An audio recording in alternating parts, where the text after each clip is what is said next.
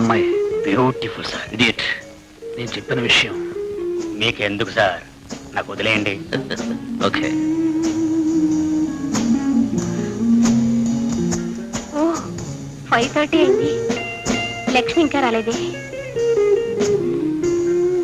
గంట ఇంకా రాలేదా మేడం? రాలేదు. ఒంటరిగా ఎంతసేపు కూర్చుంటారు? బోరు కొడుతుంది. కాలక్షేపానికి డ్రింక్ పెట్టరమంటారా? Okay, bring grape juice. Okay madam.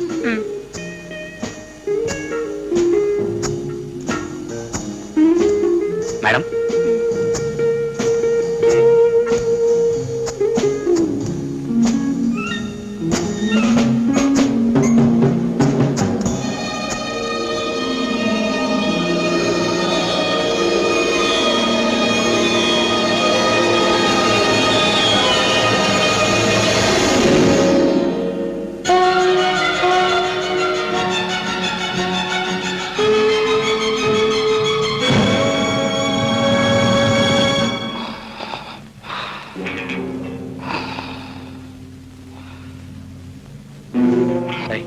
Sir Sundaram, ఈ విషయం ఎక్కడా పొక్క నీకు. జాగ్రత్త. సరే సార్.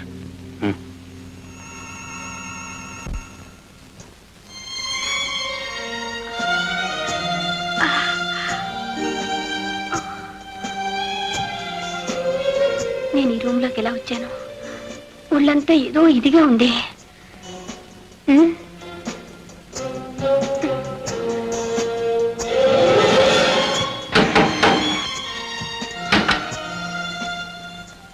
సర్వర్, నేను ఇక్కడికి ఎలా వచ్చాను? మీరు గ్రేప్ జ్యూస్ తాగారండి, ఏదో మైకులో పడిపోయారండి. నేను దిగి వచ్చి ఇక్కడ పడుకోబెట్టానండి. అంతేనండి. థ్యాంక్స్ అండి. అరే యార్, గంటకి 300. రోజు ఇటువంటి బేరాలు తగిలితే ఈ హోటల్నే బేరమాడేయచ్చు.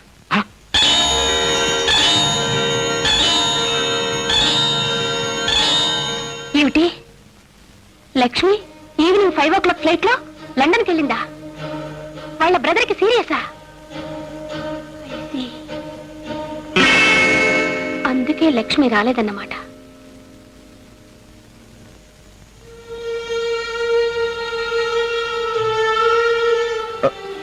ఏమిటమ్మా బేబీ, ఇంత ఆలస్యం? ఎక్కడికి వెళ్ళావు?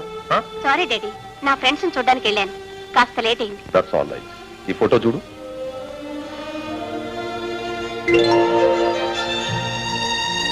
Nice job daddy. Very good. పేరు అశోక్, ఫారెన్ రిటైర్, బోలెడ్ ఆస్తి, ఒక్కడే కొడుకు. మన సంబంధం కావాలని తాపత్రయపడుతున్నాడు. ఏమంటావు బేబీ? మీ ఇష్టం డాడీ. Nice girl. తొందరలోనే ముహూర్తం మీటింగ్ చేస్తాను.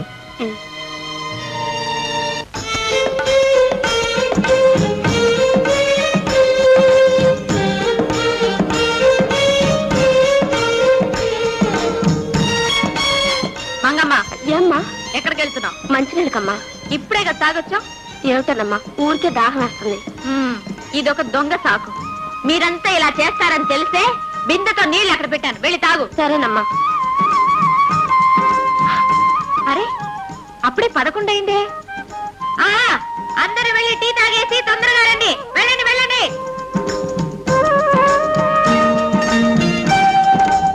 జయము జయము, మాకు జయము. మీకు జయం అయితే నాకు జయమే. ఏముంది, చేతికి వాచి పెట్టుకున్నావు, టైం ప్రకారం కూలీలతో పని చేయిస్తున్నావు. ఇలాంటి శ్రీమతి లభించడం ఈ శ్రీవారికి జయమేగా. ఓ అదా, యజమాని అనుకుని ఇంటి దగ్గర కూర్చుంటే పనులు జరగవండి. కూలీలతో పాటు కూలీ అవ్వాలి, శ్రమను సమంగా పంచుకోవాలి. అప్పుడే విజయం, తెలిసిందా? కూలీలు శ్రమ పంచుకోవటం అంటున్నారు, మరి శ్రీమతి గారి తల్లో అన్ని పూలెందుకు? సోక్ కోసం కాదు, సలవ కోసం. మరి చీరో? యజమానిగా కనపడుతూ కూలీగా పని చేసుకోవడానికి. శభాష్. అది సరే, ఇంతకీ తమరెందుకు వచ్చినట్టు? దాహం, తీరని దాహం. ఏ పని చేయకుండానే ఇంత దాహమా? ఇంటి దగ్గర తీర్చుకోవచ్చుగా. ఇదొక్కటి మీ చేతుల మీదుగా తీర్చుకుందామని.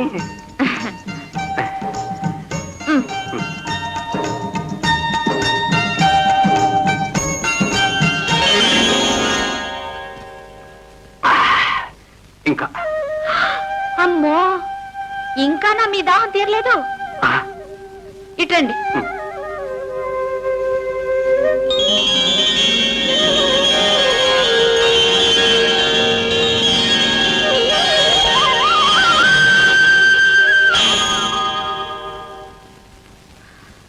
ఎంత పోసినా తీరలేదే మీ దాహం.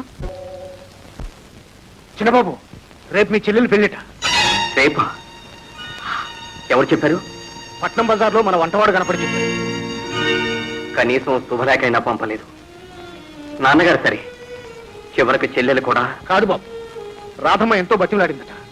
అప్పుడు నాన్నగారు ససేమిరా వీల్లేదు, వాడి ఇంట్లో అడుగు పెడితే నా శవాన్ని కళ్ళ చూస్తారు అన్నట్ట. ఏదో కోపంలో అనుంటారు. ఇంట్లో శుభకార్యం జరుగుతున్నప్పుడు మనం ఇలాంటి పట్టింపులకు పోకూడదు. రండి వెళ్దాం. ఏమైనా సరే నేను వెళ్ళను. కావాలంటే నువ్వెళ్ళు. చూడండి, మీకే ఇంత పట్టుదల ఉంటే మిమ్మల్ని కన్నాయనికి ఎంత ఉంటుంది. మీరు పోట్లాడుకొని మధ్య మీ చెల్లెలు నలిగిపోవాలా? పాపం అన్నయ్య లేడని ఎంత బాధపడుతుందో. రండి మనం పోదాం. పున్నమ్మ, పెదబాబు గారు నీ పేదరికాన్నే చూశాడు గాని నీ పెద్ద మనుషును చూస్తుంటే కళ్ళకద్దుకుని కోడల్ని చేసుకునేవాడు. చిన్నబాబు, నా మాట మీద నీకు ఏమాత్రం గౌరవం ఉన్నా నువ్వు ఆ అమ్మాయిని తీసుకుని పెళ్లికి తప్పక వెళ్ళాలి. సరే పదండి, అందరం కలిసి వెళదాం. చిన్నబాబు, నేను ఇక్కడే ఉండి ఎస్టేట్ వ్యవహారాలన్నీ చూసుకుంటాను. మీరిద్దరూ కలిసి వెళ్ళండి. అలాగే. రాము, రాము, మేము అయ్యగారి చెల్లెలు పెళ్లికి వెళ్తున్నాం. అన్నయ్య ఇక్కడే ఉంటారు. ఆయనకు తోడుగా ఉండి ఎస్టేట్ ని చూసుకో, సరేనా? మీరా ఆగండి. డాడీ, ఎందుకు సరే నలుగురిలోనూ నన్ను నవ్వులు పాలు చేయడానిక నీ చెల్లెలు పెళ్లి చెరగొట్టా? ఉన్నది ఒక్కగానొక్క చెల్లెలు. ఒక్క క్షణం కల్లారా చెల్లెలి పెళ్లి చూసి వెళ్ళిపోతాం. లోపలికి రావడానికి వీల్లేదు. కావాలంటే బయట నుంచి చూడండి, అంతే. నేను ముందే చెప్పాను, విన్నావా? రావెళ్దాం. పొమ్మని చెప్పలేదుగా, బయట నిలబడి పెళ్లి చూడమన్నారు. రండి, అక్కడ నిలబడి చూద్దాం. వెళ్ళిపోతురు రావాలి. రాధమ్మని తీసుకురండి.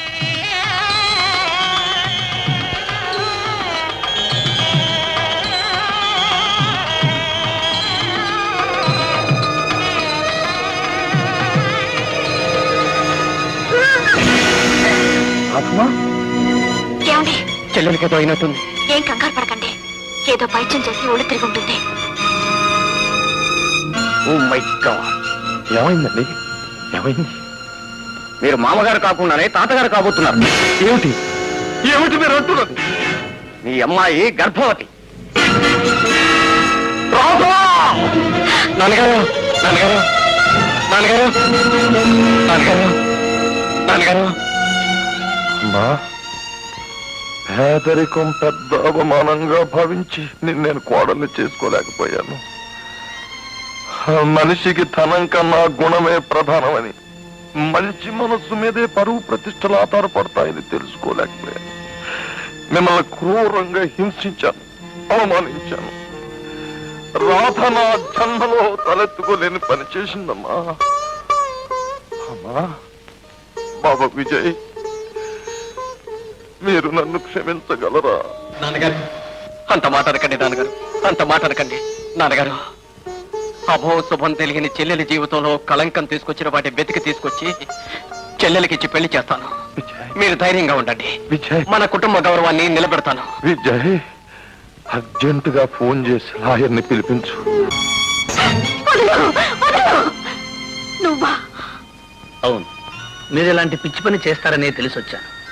చచ్చిపోతే మచ్చ మాసిపోతుందా? ఈ పాపానికి కారణం ఎవరో నాకేమీ తెలియదు.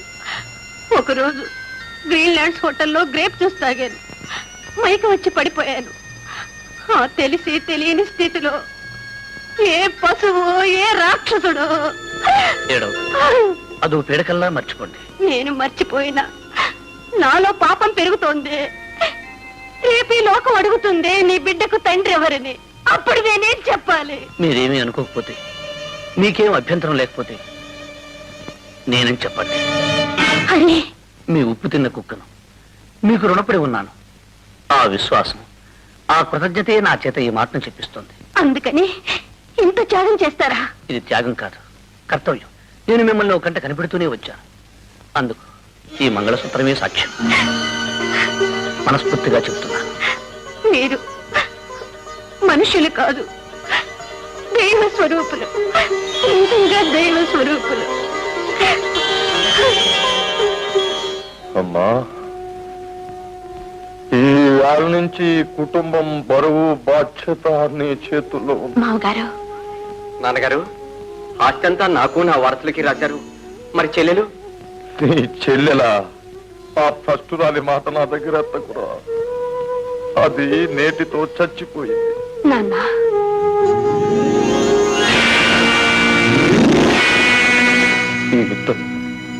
ఈతను నాన్నగారు, ఇతను నాన్నగారు, నా భర్త వీడా వీడా నాన్నగారు, వీడా నాన్నగారు, వీడా నాన్నగారు, నాన్నగారు, నాన్నగారు, నాన్నగారు.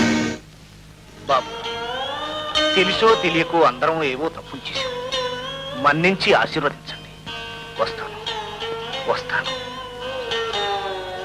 చిన్నబాబు గారు, నేను సెలవు తీసుకుంటాను. మీరెక్కడికి? ఎంతైనా మీ చెల్లెలు గొప్ప కుటుంబంలో పుట్టి పెరిగింది. నా అదృష్టం కొద్దీ భార్య అయింది. మీ అంతస్తుకు తగ్గట్టు కాకపోయినా కాస్తో కూస్తూ బాగా బతికాం. నాకు ఉద్యోగం దొరికేంత వరకు రాధ ఇక్కడే ఉంటుంది. లేదు, నేను మీతో పాటే వస్తాను. ఏమండి, వాళ్ళని వెళ్ళొద్దని చెప్పండి. అందరం కలిసే ఉందాం. అప్పుడే అందం చందాం. మామగారు ఆత్మకు శాంతి. పైగా రాధ గర్భిణి. తోబుట్టు ఇల్లు వదిలి వెళ్ళటం క్షేమం కాదు. అది సొంత ఇల్లు లేనప్పుడే. రాధా, ఇది పరా ఇల్లమ్మా. ఏమండి, నేను ఒక మాట చెప్పనా? ఈ ఇల్లు రాధ పేరున రాయండి. అప్పుడు ఇది ఆమె సొంత ఇల్లు అవుతుంది. వెరీ గుడ్, బాగా చెప్పావు. రాధా, ఈ రోజే ఈ ఇల్లు నీ పేరు వ్రాయిస్తున్నాను.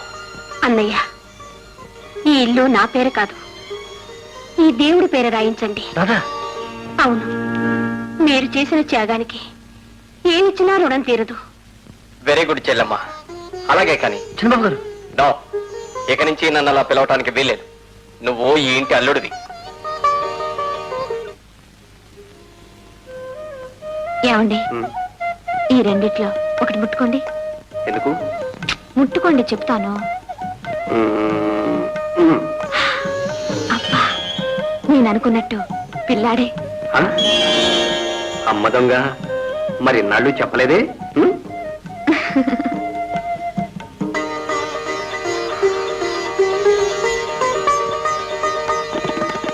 రాధా, ఉం? ఈ నెక్లెస్ ఎలా ఉందమ్మా? చాలా బాగుందన్నయ్య. ఇది మీ వదిన గారికి మనం ఇవ్వబోతున్న బహుమానం. అన్నగారు ఇంత అకస్మాత్తుగా ఈ బహుమానం ఇవ్వడానికి కారణం ఏమిటో తెలుసుకోవచ్చా? మీ వదిన గారు మనకు తొందరలో ఒక గొప్ప బహుమానాన్ని ఇవ్వబోతున్నారు. ఏమిటది? ఆ? ఆ, అమ్మ దొంగ, నాతో చెప్పనే లేదే. ఆ? ఉండు, అన్నయ్యతో చెప్పి.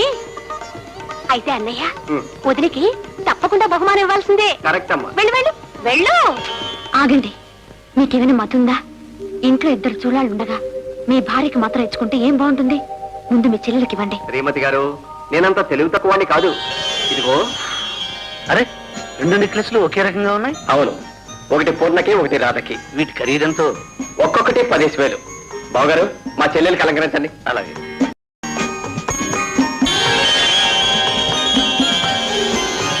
బావగారు, రండి, లాయర్ దగ్గరికి వెళ్దాం. అలాగే. వస్తాం. వదినా, తల్లి ప్రేమంటే ఏమిటో నాకిప్పుడే తెలిసింది. ఇదిగో ప్రస్తుతానికి 300 నుంచు. నేను ఉంచుకున్నది ఏమిటో తెలిస్తే మీరు నన్ను ఇంత చిన్న చూపు చూడరు. ఈ మధ్య నేను ఒక జామ్ జాడప్పును తగిలించుకున్నాను. అది నన్ను డబ్బు డబ్బు డబ్బు డబ్బు అని ప్రాణాలు తీసేసే డరోతి. ఈ 300 దానికి ఏం సరిపోతుంది? ఏమయ్యా, ఇప్పుడే కదా కోర్టులో బాగా వేశాను. నువ్వు కొంచెం కోఆపరేట్ చేయి, జెండా ఎగరేస్తాం. అంతేనటారా? చెప్పండి, కొంపలు కోల్చమంటారో కాల్చమంటారో?